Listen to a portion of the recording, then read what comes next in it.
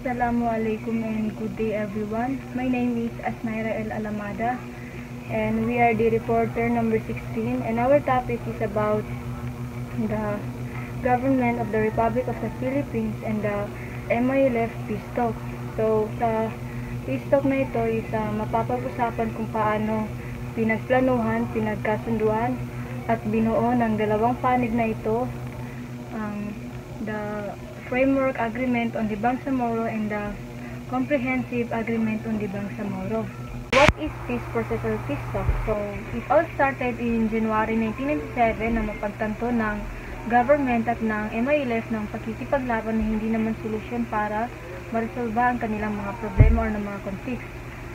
So, ang dating pangalawang pinuno ng MNLF na si Hashim Salamat at ng kanyang mga tagapagsunod ay humiwalay sa grupo ng MNLF at gumawa ng sariling ang grupo which is ang MILF na may sariling agenda at mga suporta sa ilang bahagi ng Mindanao na siya namang pagkakahati ng MNLF at paglatag ng MILF.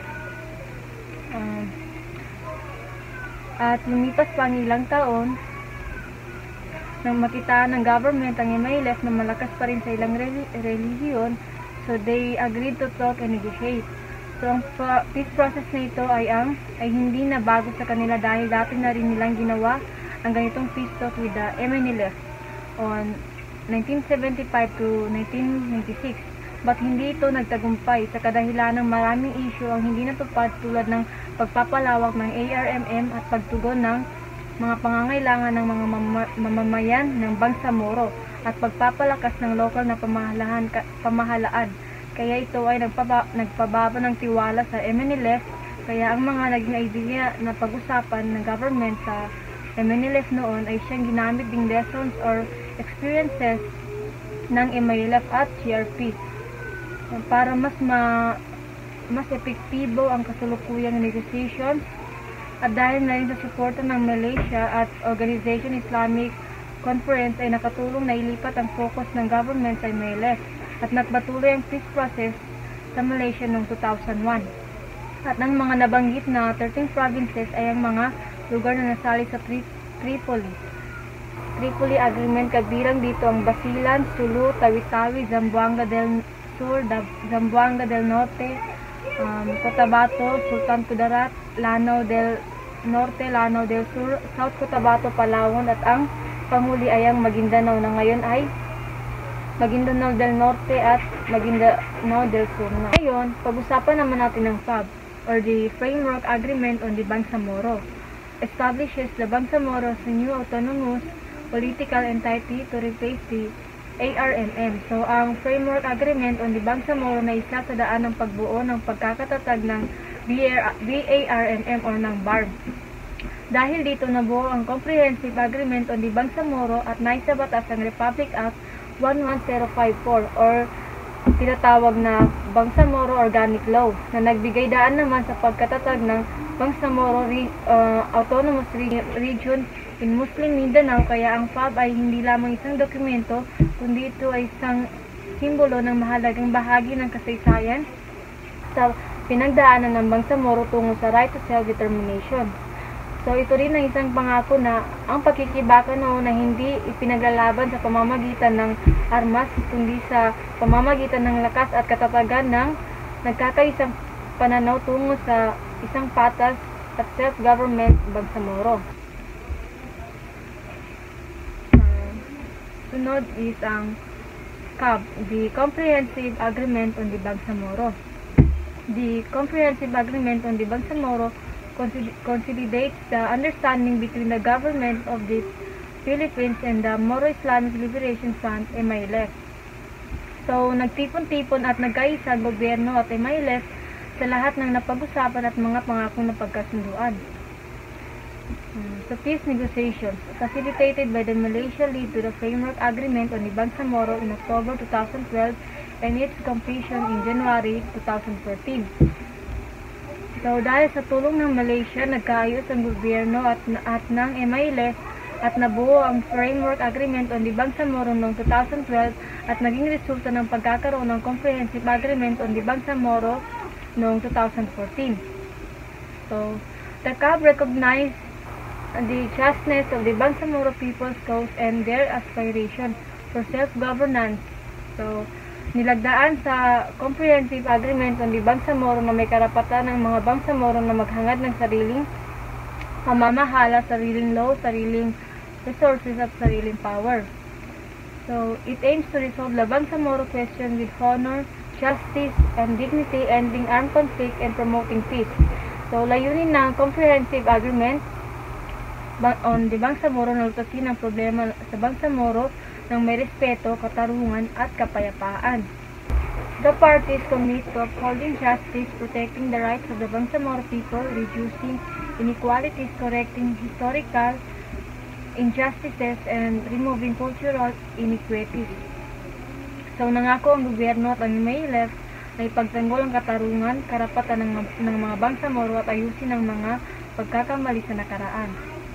So, now let's proceed on the agreements. Ito naman yung peace talk or the agreements ng GRP at MILF mula sa pagbubuo ng FAB at CAB. So, number 1 is the agreements for the general cessation of hostilities signed on 18 July 1997 in Cagayan de Oro City, Philippines. So, on July 18, 1997, nagkasundo ang magkabilang panig na itigil ang labanan para mabawasan ang karahasan at maprotektahan ang mga kasibilyan. Number 2 is framework of agreement of intent between the government of the Republic of the Philippines and the Moro Islamic Liberation Front, signed on 27 August 1998 in Sultan Kudarat. So, on August 27, 1998, pinagkasunduan na simulan muli ang peace process at hanapan ng mapayapang solusyon ng gulo at labanan. Number 3, agreement on the general framework on the resumption of peace talks signed on 24 March 2001. So, on March 24, 2001, nagkasundo sila na ituloy muli ang peace talks at gumawa ng mga patakaran para maging maayos at mapayapa ang usapan. Number 4, agreement on peace between the government of the Republic of the Philippines and the Moro Islamic Liberation Front, signed on June 22, 2001. So, in June 22, 2001, nagkasundo ang dalawang panig sa mga pangunahing prinsipyo ng kapayapaan, kasama ang paggalang sa karapatang pangtao at pagpapatuloy ng negosasyon. So, number 5 is declaration of continuity for peace negotiations between the government of the Republic of the Philippines and the Moro Islamic Liberation Front, signed in June 3, 2010. So, on June 3, 2010, ipinakita ng parehong panig na tuloy-tuloy pa rin ng peace process at pareho silang committed dito. So, number 6 is the GPH-MILF decisions point on principle as of April 2012, signed on 24 April 2012. So, in April 24, 2012, inilatag nilang mahalagang prinsipyo para sa magiging Bangsamoro government tulad ng shared power para protekta sa karapatan at sariling pamamahala. Number 7 is the framework agreement on the Bangsamoro initially on October 12, 2012 in Kuala Lumpur, Malaysia, and signed on October 15, 2012 in Manila, Philippines. So, noong October 15, 2015, nilagdaan sa pagitan ng government ng Pilipinas at MILF ang Framework Agreement on the Bangsamoro na nagsilbing daan na tinatamas ang kapayapaan ngayon sa Bangsamoro region na siyang pumalit sa ARMM at magbigay ng mas malawak na self-governance na siyang tinatawag natin ngayon BARM region. So, the number 8 is the Annex Transitional Arrangement and Modalities signed on 27 February 2013. So, in February 27, 2013, ipinaliwanag dito kung paano lilipat mula ARMM papuntang Bangsamoro kasamang mga hakbang proseso at oras ng transisyon. Number 9 is the Annex on Revenue Generation and Wealth Sharing signed on July 13, 2013. So, on July 13, 2013, nilinaw kung paano kikita ang Bangsamoro at paano paghati ng resources kasama ang national government. Number 10 is Annex on Power Sharing signed on 8 December 2013. So, on December 8, 2013, tinutukoy dito kung aling kapangyarihan ang mapupunta sa Bangsamoro government at alin naman ang mananatili sa national government at alin ang maaaring may share ng dalawang panig. Number 11 is the Annex on Normalization signed on 25 January 2014. So, on January 25, 2014, nakatuon ito sa kapayapaan at seguridad kabilang ang pagkuha ng armas ng MILF, pagtulong sa mga komunidad at pag-ayos ng police at security system. Last number is the number 12, Addendum on the Bangsamoro Waters and Zones of Joint Cooperation signed in 25 January 2014.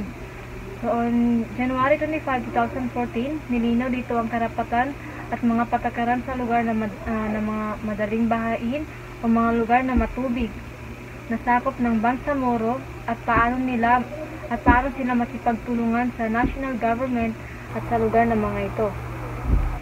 So, the parties pledge to honor and implement all past agreements, guidelines, and joint statements from negotiations since 1997 as further detailed in the Framework Agreement on the Bangsamoro and its annexes. So, ito naman ang mga dagdag na gabay at pahayag na sumusuporta sa peace process mula noong 1997 at mga pangakong napag-usapan ng dalawang panig na ipapatupad ang lahat ng kasunduan tungo sa kapayapaan ng Bangsamoro. So, ang principles and the acknowledgement is ipapaliwanag po ng ating kagrupo. So, yun lamang po at maraming salamat. Good afternoon. My name is Cristalyn Mariano. I'm the second reporter. Ipinapahayag ng dalawang panig ang taus-pusong pasasalamat sa halagang ambag sa iba't ibang bansa, organisasyon at institusyon at tumulong sa pagtataguyod at pagpapanatili ng kapayapaan sa Bangsamoro. Kabilang dito ang Malaysia International Monitoring Team, International Contact Group, OIC, at iba pang mekanismo pagkapayapaan na tumulong sa negosyanteng pagsubaybay at sa tigil putukan at proteksyon ng mga sibilyan. Kinilala rin ang pamumuno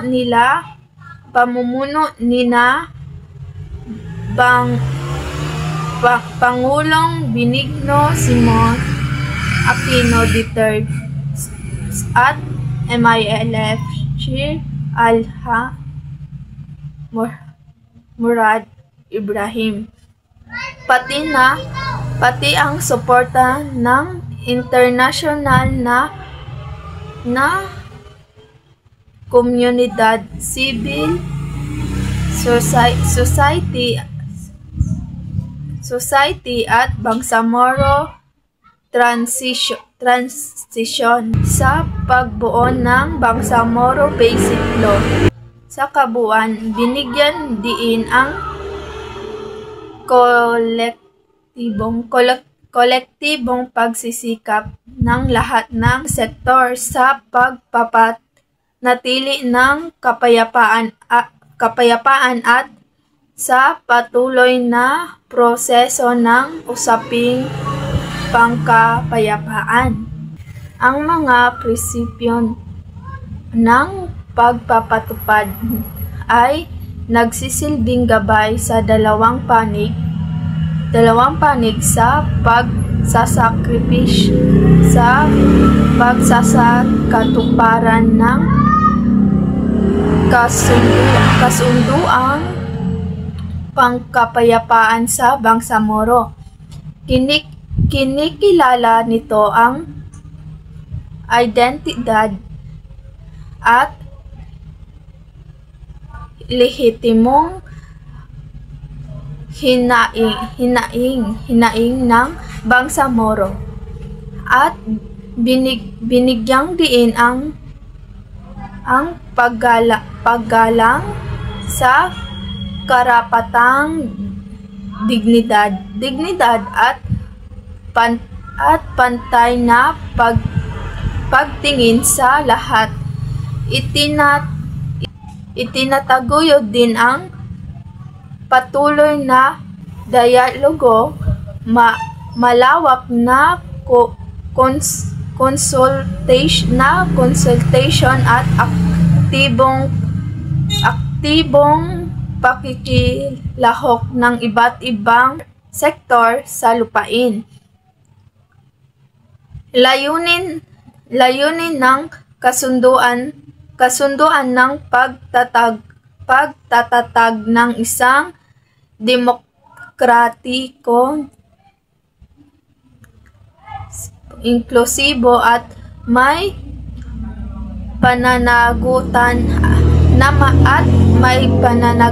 na pamahalaang Bangsamoro sa pamamagitan ng pagpapatibay ng Bangsamoro Basic Law, pagbuo ng Bangsamoro Transition Authority at ang unting-unting normalisasyon at pag-unlad ng mga lugar na dating apektado ng sigalot, tapat na nangangako ng dalawang panig na ipapatupad ang lahat ng napagkasunduan hanggang sa ganap na makompleto ang buong proseso na normal na nagtatapos sa paglagda ng isang exit agreement. Ang kabuuan ng Comprehensive Agreement on the Bangsamoro ay ang huling kasunduan na pinagsama-sama ang lahat ng napagkasunduan ng pamahalaan ng Pilipinas at MILF. Ipiniliwanag dito kung paano nagsimula ang peace process o peace talk noong 1997, nagpatuloy sa Malaysia noong 2001, at humantong sa pagbuo ng Framework Agreement on the Bangsamoro noong 2012, at kabuuan nito ang mga dokumento noong 2014. Ito na yung kinikilala ang Comprehensive Agreement na makatarungan at makatotohanan ang adhikain ng mga Bangsamoro at nararapat lamang na sila ay magkaroon ng demokratikong paraan para magdesisyon tungkol sa kanilang kinabukasan at maprotektahan ang kanilang pagkakakilanlan. Ipinapakita rin dito ng pagtatapos ng armadong labanan at mga pagbuo ng isang pampulitikang solusyon para makamit ang pangmatagalang kapayapaan. Nangako rin ng magkabilang panig na igagalang ang katarungan, poprotektahan ang karapatan, bawasan ang mga hindi pagkapantay-pantay, itama ang makasaysayang kawalan ng katarungan at tiyakin ang patas sa paghahati ng kapangyarihan at yaman para sa kapakanan ng lahat.